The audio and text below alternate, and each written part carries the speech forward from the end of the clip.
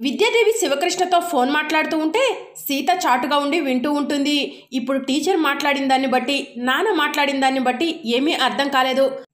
Teacher ఎప్పట్లాగానే నాన్నను అన్నయ్య అని పిలిచింది. చూద్దాం ముందు ముందు ఏం జరుగుతుందో అని చెప్పి సీత మనసులో అనుకుంటుంది. ఇలా టీచర్ రోజు మాట్లాడుతున్న మాటలన్నీ కూడా కాల్ రికార్డు ద్వారా వింటాను. టీచర్ గారి గురించి నిజం తెలుసుకుంటాను. ఏదో ఒక రోజు తప్పకుండా నా అనుమానమే నిజమని తెలుస్తుంది. అప్పటి వరకు ఈ కాల్ రికార్డు గురించి ఎవరికీ చెప్పకూడదు, నా మనసులోనే ఉంచుకోవాలి అని చెప్పి సీత మనసులో అనుకుంటుంది.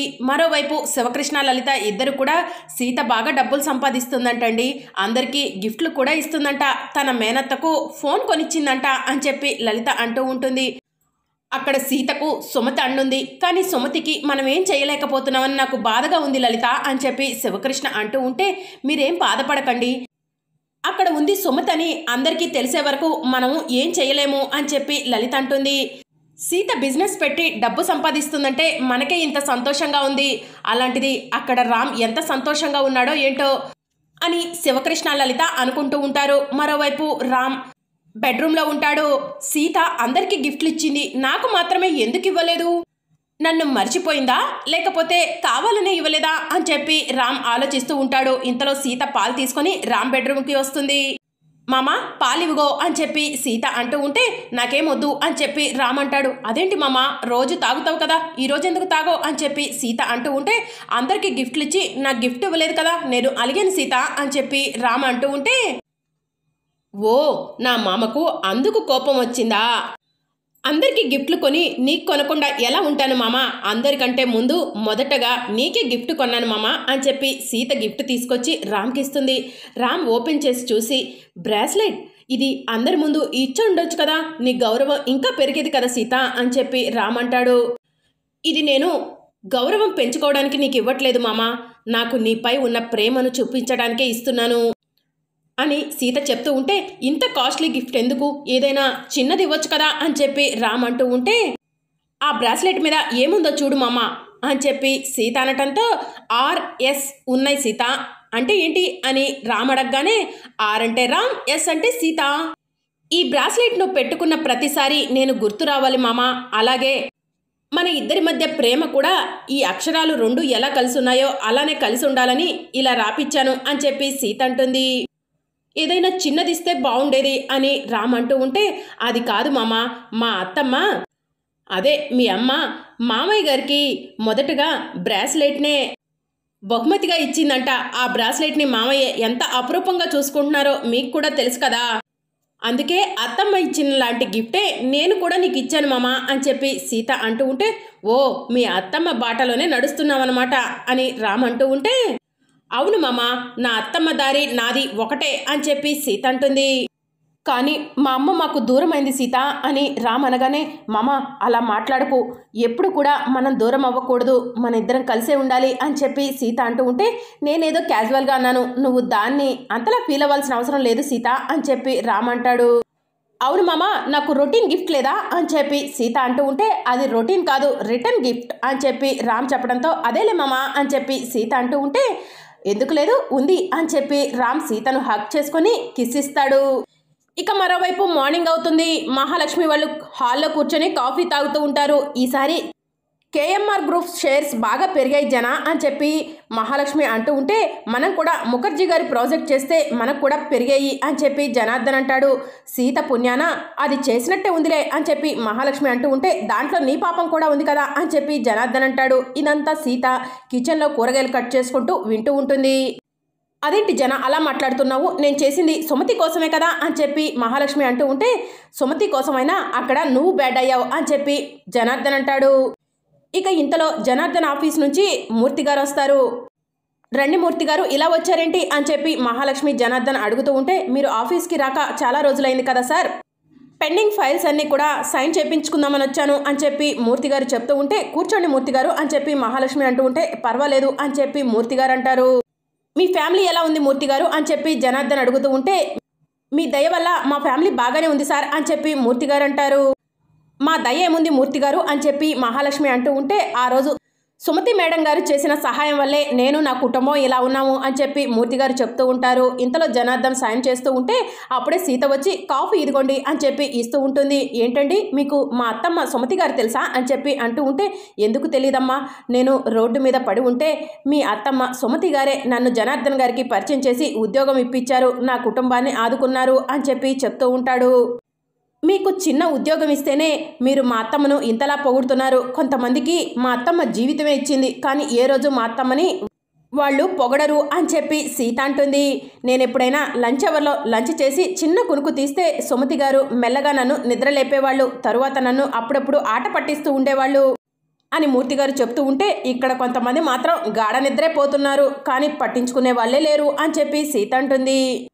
జనా ఫైల్స్ మీద సైన్స్ అయిపోయాయా అని చెప్పి మహాలక్ష్మి అనటంతో, అయిపోయాయి మహా అని చెప్పి జనార్దన్ అంటాడు. మూర్తి గారు ఫైల్స్ తీసుకోండి, ఇంకెప్పుడు కూడా సైన్ల కోసం ఇంటికి రాకండి, మేమే ఆఫీస్కి వస్తాం అని చెప్పి మహాలక్ష్మి అంటుంది.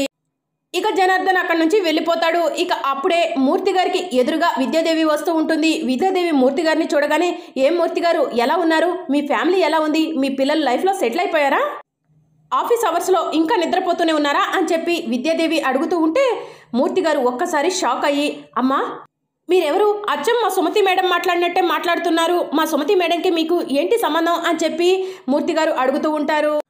అయ్యో అనవసరంగా కంగారు పడి మామూలుగానే మూర్తి గారిని పలకరించేశానే, ఇప్పుడెలా అని చెప్పి విద్యాదేవి టెన్షన్ పడుతూ ఉంటే, మహాలక్ష్మి దూరం నుంచి మూర్తి గారు విద్యాదేవి మధ్య సంభాషణను వింటూ ఉంటుంది.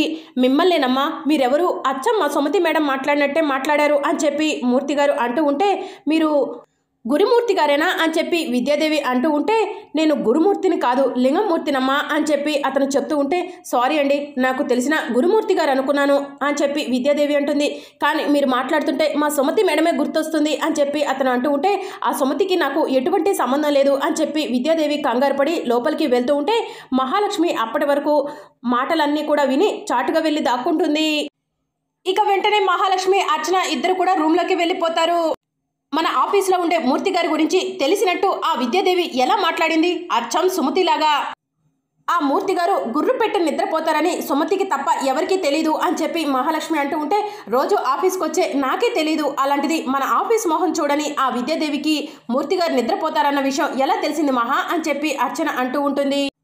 అదే నాకు కూడా అనుమానం వచ్చింది, లింగమూర్తి గురుమూర్తిలో మూర్తి అనేది కామన్గా వచ్చింది, అందువల్ల టీచర్ గారు ఏమైనా భ్రమపడి ఉంటారా అని చెప్పి అర్చన అంటూ ఉంటే, అది భ్రమ కాదు, యాదృచ్ఛికమే కాదు, సుమతే విద్యాదేవి రూపంలో మనతో దాగుడు మూతలాడుతుంది, ఎలాగైనా సరే ఈరోజు ఆ టీచర్ గారి గుట్టు బయటికి లాగుతాను, ఆవిడే సుమతని అందరికీ తెలిసేలా చేస్తాను అని చెప్పి మహాలక్ష్మి అంటూ ఉంటే, ఎలా మహా అని చెప్పి అర్చన అడుగుతూ ఉంటే, నాకు తెలిసిన మనిషి ఒకడున్నాడు, అతనికి ఇప్పుడే ఫోన్ చేస్తాను అని చెప్పి మహాలక్ష్మి ఒక రౌడీకి ఫోన్ చేస్తుంది. నేను ఒక నెంబర్ పంపిస్తాను, ఆ నెంబర్కి ఫోన్ చేసి నేను చెప్పినట్టుగా మాట్లాడు అని మహాలక్ష్మి ఆ రౌడీతో ఏదో చెప్తూ ఉంటుంది. అదంతా మనకు వినిపించదు. సరే మేడం నెంబర్ పంపించండి, ఇప్పుడే చేస్తాను అని చెప్పి అతను ఫోన్ కట్ చేస్తాడు. నువ్వు సూపర్ మహా, ఈరోజు ఆ టీచర్ గారి గురించి అంతా బయటకు వస్తుంది అని చెప్పి అర్చన అంటుంది. ఇక మరోవైపు విద్యాదేవి తన బెడ్రూమ్లో బట్టలు మడతేస్తూ ఉంటుంది. అప్పుడే ఫోన్ రింగ్ అవుతూ ఉంటే, నాకెవరు ఫోన్ చేస్తున్నారు అని చెప్పి విద్యాదేవి మనసులో అనుకొని వెంటనే ఫోన్ లిఫ్ట్ చేస్తుంది.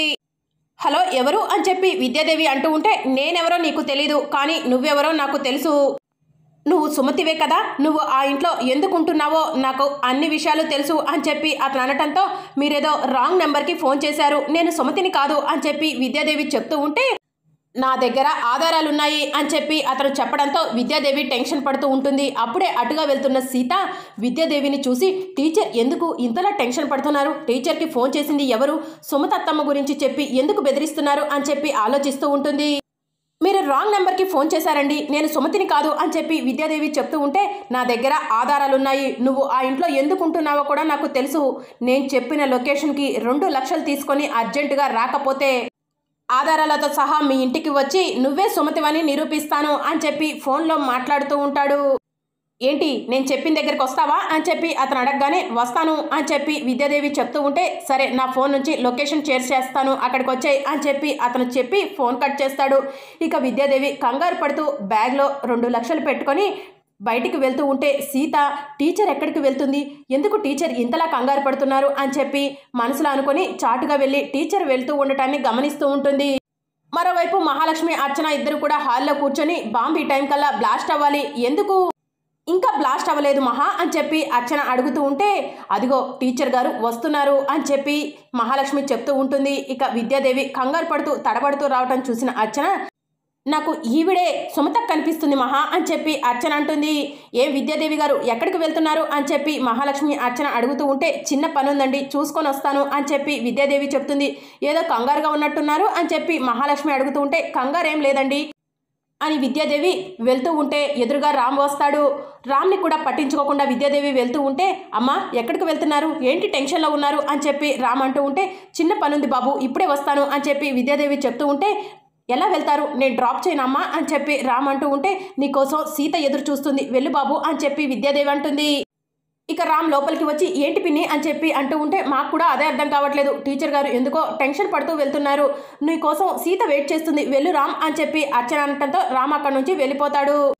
అర్చన ఈరోజు ఆ టీచర్ గారిని ఫాలో అయ్యి టీచర్ గారి గురించి రెడ్ హ్యాండెడ్గా తెలుసుకుంటాను అని చెప్పి మహాలక్ష్మి అంటూ ఉంటే, నేను కూడా వస్తాను మహా అని చెప్పి అర్చన అంటుంది.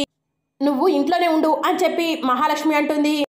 ఇక మరోవైపు రామ్ బెడ్రూమ్కి వెళ్తూ ఉంటే సీత టీచర్ గురించి ఆలోచిస్తూ ఉంటుంది. టీచర్కి ఫోన్ చేసింది ఎవరు, కాల్ రికార్డ్ వింటే సరిపోతుంది కదా అని చెప్పి కాల్ రికార్డ్ని వింటుంది.